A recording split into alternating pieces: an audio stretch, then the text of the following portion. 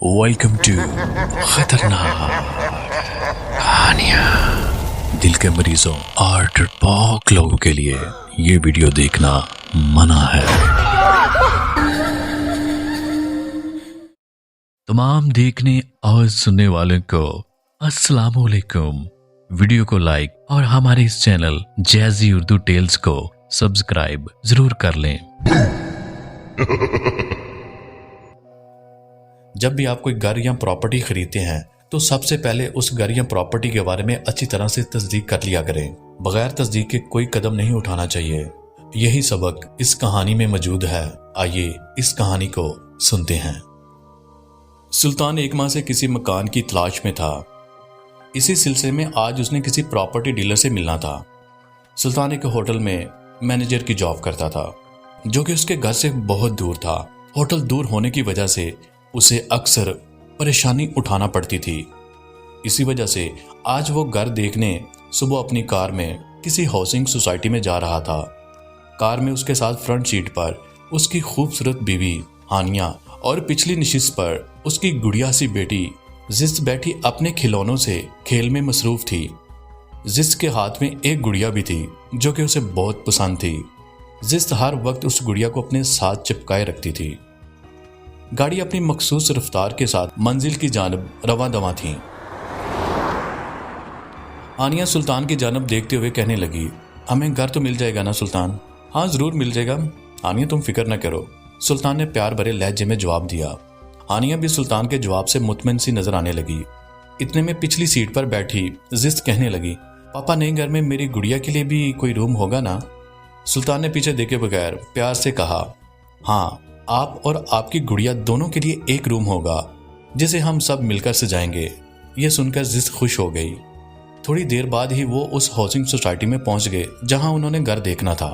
फिर वो property dealer उनको घर दिखाने के लिए अपने साथ ले जाता है। घर बाहर से बहुत खूबसूरत दिखाई दे रहा था। वो सब बाहर का दरवाज़ा खोलकर अंदर दाखिल हुए। लॉन की क्यारियों में मुख्तलिफ किस्म के फूल खिले हुए थे, जबकि लॉन के बीच में छोटा सा रास्ता घर तक जाने के लिए बनाया गया था। रास्ते के दोनों अतराफ सब्ज घास उगी हुई और नफासत से उसकी तराश खराश की गई थी। दरवाजे के करीब पहुंचकर उस प्रॉपर्टी डीलर ने हाथ में पकड़ी चाबी से दरवाजा खोला।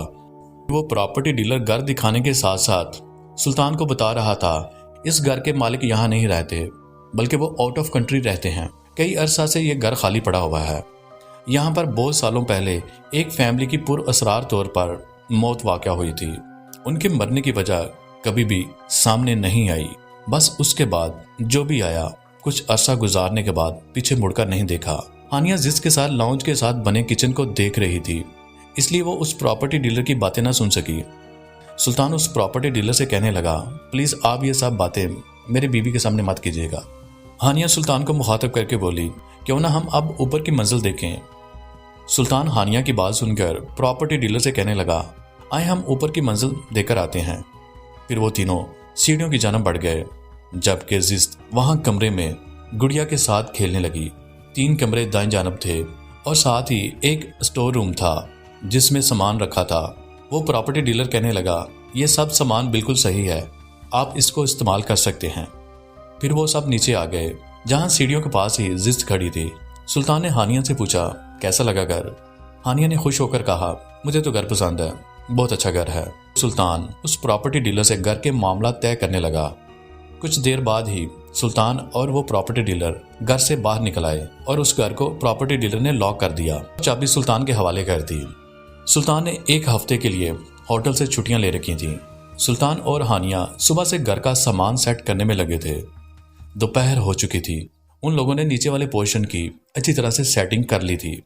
सुल्तान काफी ज्यादा थक चुका था। वो जिसको लिए सोफे पर आ बैठा, जबकि हानिया खाना बनाने के लिए किचन में चली गई।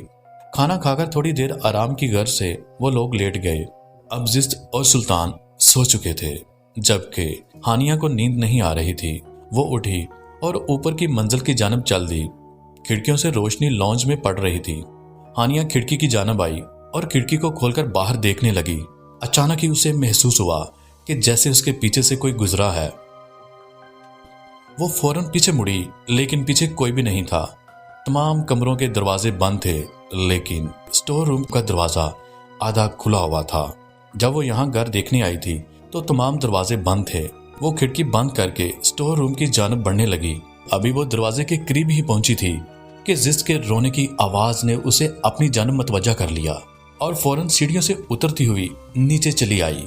जब वो कमरे में दाखिल हुई तो उसने देखा जिस तो सुकून से सो रही है। वो हैरान थी क्योंकि उसने खुद जिस के रोने की आवाज सुनी थी। वो अपने ज़हन से तमाम ख्यालात झटक कर किचन की जानब चल दी और रात के लिए खाना तैयार करने लगी। फिर सुल्तान हानिया के पास आकर किचन में रखी कुर्सी पर बैठ जाता है। उसके दिमाग में अब भी उस प्रॉपर्टी डीलर की इस घर के मुतल्लिक तमाम बातें गर्दिश कर रही थीं। ये सब हानिया को बताना मुनासिब रहेगा या नहीं। फिर खुद ही अपने ख्याल को झटक दिया, कहीं हानिया ये सब सुनकर डर न जाए। हानिया ने बर्तन टेबल पर लगाने शुरू कर दिए। जिस भी उठ चुकी थी। तीनों खाना खाने में मसरूफ हो गए। रात के 9 बज चुके थे। कुछ देर तक बातें करते रहे। हानिया जिस को उसके रूम में सुलाकर आई। हानिया काफी ज्यादा थक चुकी थी। बेड पर लेटते ही नींद की आगोश में चली गई थी। रात का न जाने कौन सा पहर था। हानिया की आंख एक जोरदार चीख से खुल गई। वो डर गई। फौरन उठकर जिस के कमरे की जानब गई कि कहीं जिस रो ना रही हो। लेकिन जब जिस के कमरे में गई तो उसने देखा जिस अपनी गुड़िया सामने रखे उससे बातें करने में मसरूफ थी। लेकिन उसकी हैरत की इंतहा न रही जब उसने देखा कि गुड़िया ने जिस की बात का जवाब दिया और उसके होंठ भी हिले थे। वो बेयकीनी से कभी जिस और कभी गुड़िया को देख रही थी। उसे अपनी आंखों पर यकीन नहीं आ रहा था कि जो मंजर उसने देखा है वो हकीकत है या उसका वहम। वो जिस के बेड की जानब आई, लेकिन अब गुड़िया बिल्कुल साकत थी। हानिया जिस से कहने लगी, तुम अभी इस गुड़िया से बातें कर रही थी? जिस बोली, मामा मुझे नींद नहीं आ रही थी इसलिए मैं गुड़िया के साथ बातें कर रही थी। बेटा अब सुबह खेलना, अभी सो जाओ। हानिया भी जिस के साथ लेट गई। कुछ देर पहले का मंजर अब भी हानिया के जहन में था। कुछ ही देर बाद जिस फिर से गहरी नींद में थी, जबकि साथ ही उसकी गुड़िया भी लेटी हुई थी। हानिया आराम से उठी और डरते डरते गुड़िया को उठाया और लॉन्च में पड़े सोफे पर रख दिया और खुद अपने कमरे में आ गई। उसने सोचा कि यह बात वो सुल्तान को बता दे, लेकिन सुल्तान गहरी नींद में था। हानिया ने उसे उस वक्त उठाना मुनासिब न समझा और बिस्तर पर लेट गई।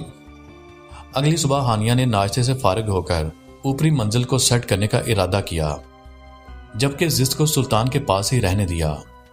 स्टोर रूम में हानिया दाखिल हुई और एक एक करके चीजें देखने लगी। स्टोर में रखी अलमारी को खोला ही था कि साथ वाले कमरे से आवाज आई तो वो फौरन बाहर आई और साथ वाले कमरे का दरवाजा खोला तो उसके पैरों तले से जमीन निकल गई, क्योंकि अंदर फर्श पर हर तरफ खून ही खून बिखरा पड़ा था। डर के मारे हानिया की चीख निकल गई। सुल्तान फौरन ऊपर आया। हानिया चीखते जा रही थी। सुल्तान उसे झंझोड़ने लगा। हानिया हकलाते हुए कहने लगी, वो खून, यहां खून था। हानिया, यहां तो कोई खून नहीं है, ये सब तुम्हारा वहम है। हानिया नफी में सर हिलाने लगी और कहने लगी, मैंने खुद देखा था, यहां फर्श पर खून ही खून बिखरा पड़ा था। सुल्तान कहने लगा, तुम काम करके थक चुकी हो, चलो नीचे आओ और आराम करो। सुल्तान हानिया को लिए मुड़ा ही था कि कमरे का दरवाजा जोरदार आवाज के साथ खुद ही बंद हो गया और उनके सामने से एक जोरदार हवा का झोंका गुजरा। हानिया डर गई। वो चीखने लगी और कहने लगी, सुल्तान यहां कुछ है, अब हम इस घर में नहीं रहेंगे। सुल्तान खुद भी डर गया था, लेकिन हानिया पर जाहिर नहीं होने दिया और फौरन हानिया को लिए नीचे आ गया। नीचे लॉन्ज में जिस औंधे मुंह गिरी पड़ी थी, उसके मुंह से खून निकल रहा था। हानिया ने फौरन जिस को गोद में उठाया और रोने लगी। सुल्तान जल्दी से अलमारी से फर्स्ट एड बॉक्स ले आया और जिस के मुंह को साफ करने लगा। जिस को कुछ देर बाद होश आ गया, लेकिन वो बहुत डरी हुई थी और हानिया के साथ चिमट गई। अचानक तमाम खिड़कियां जोर जोर से हिलने लगीं और एक भयानक आवाज सुनाई दी, चले जाओ यहां से, वरना तुम सब मारे जाओगे।